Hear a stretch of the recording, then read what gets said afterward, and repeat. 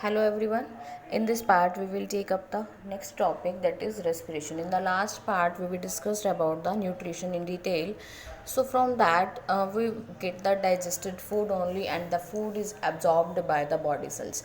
Now, in the respiration, we will study how that food is used for releasing energy. Actually, the process of releasing energy from food is called as respiration. Actually, we know that the respiration is the intake of oxygen and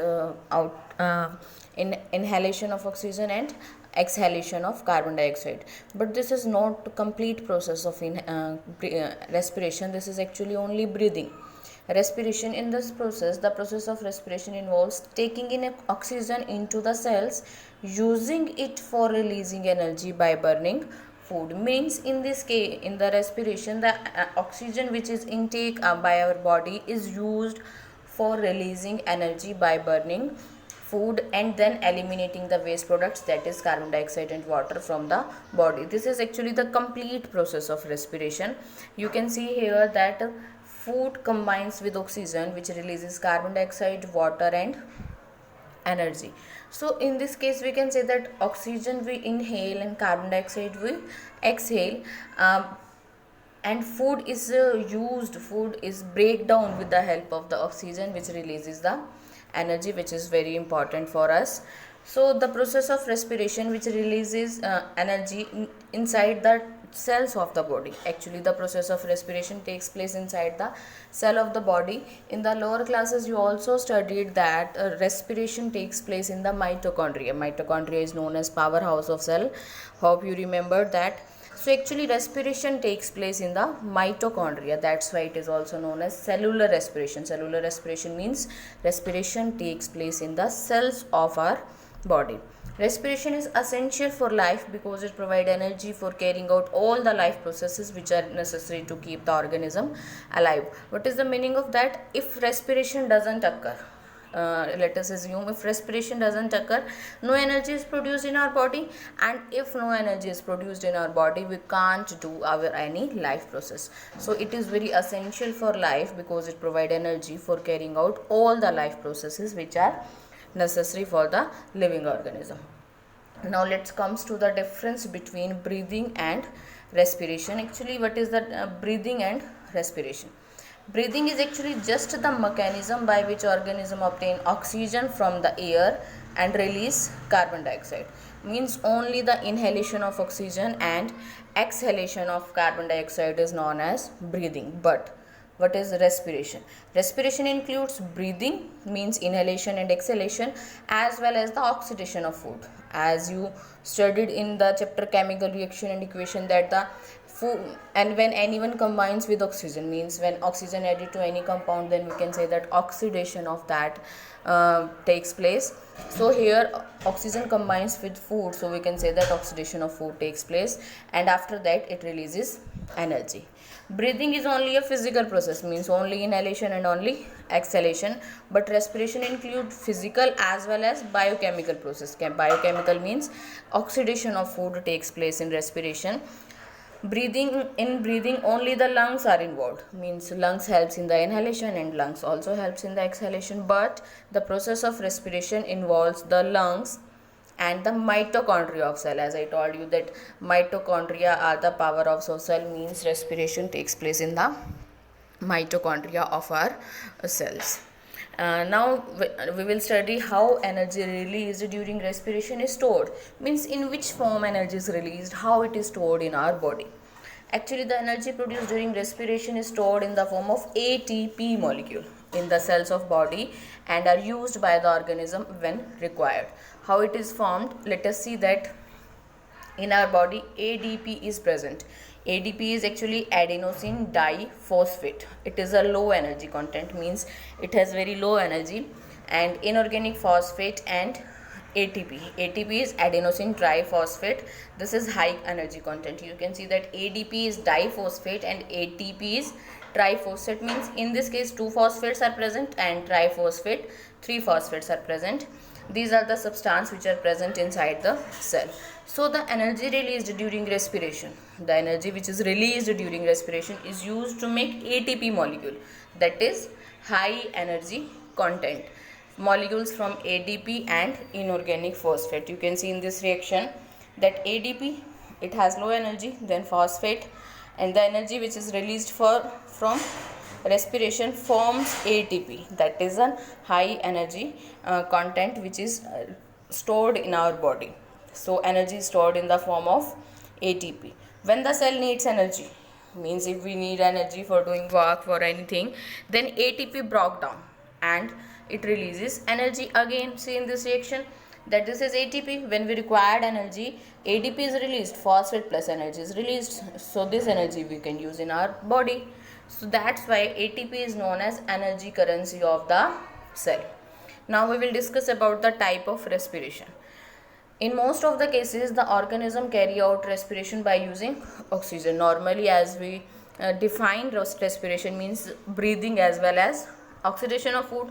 So in breathing we can say that inhalation of oxygen and exhalation of carbon dioxide, but in some cases respiration is involves only the carbon dioxide, not the oxygen. Let us see here. In most of the cases, the organisms carry out respiration by using oxygen. There are however some organisms which carry out respiration without using oxygen. So based on this, respiration are of two types, aerobic and anaerobic respiration. First we discuss about the aerobic respiration. The respiration which uses oxygen is called aerobic simply, and the respiration which doesn't uses oxygen, that is anaerobic. In aerobic respiration, the glucose food is completely broken down into carbon dioxide and water.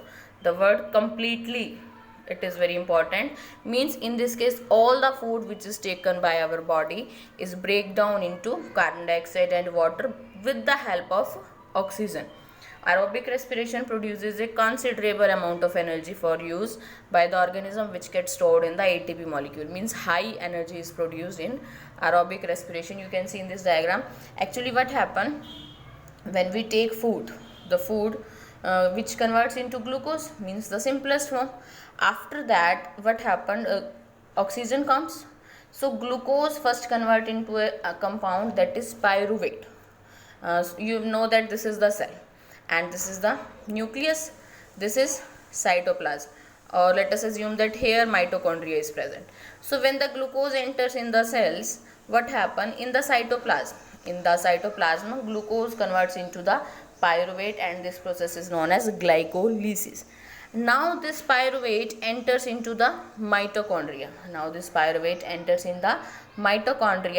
With the help of oxygen, it releases carbon dioxide and water plus 38 ATP energy.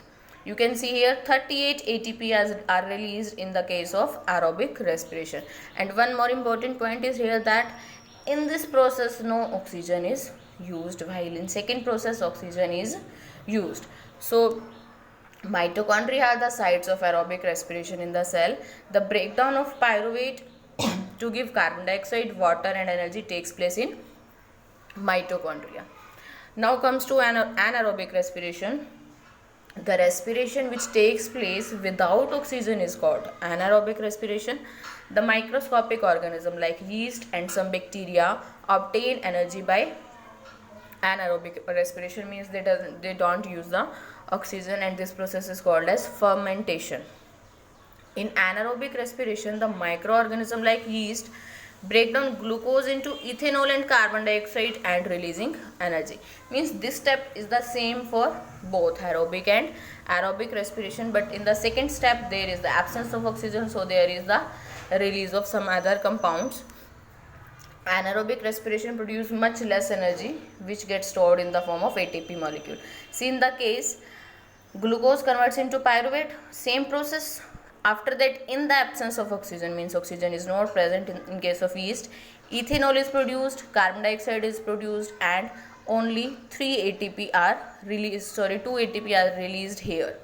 So in this case we can say that very less amount of energy is released. Now we will take that sometimes when there is a lack of oxygen in our muscle cells, as we know that we are aerobic organism, oxygen with the help, we respire only with the help of oxygen, but sometimes what happens that there is a lack of oxygen in our muscle cell.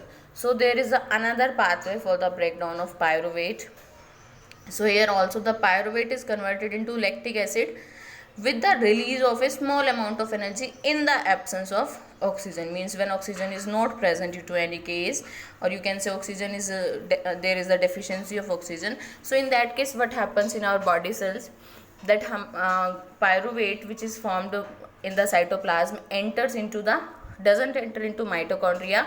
In the absence of oxygen, it forms lactic acid and 2 ATP molecules, means very small energy is released here. So you can say that when we are doing vigorous physical exercise, then at that time we require more oxygen because we require more energy. So at that time aerobic respiration doesn't complete our requirement, and our some cells required start anaerobic respiration and releases very small amount of energy which can be useful for us. But this lactic acid when accumulate in our body, then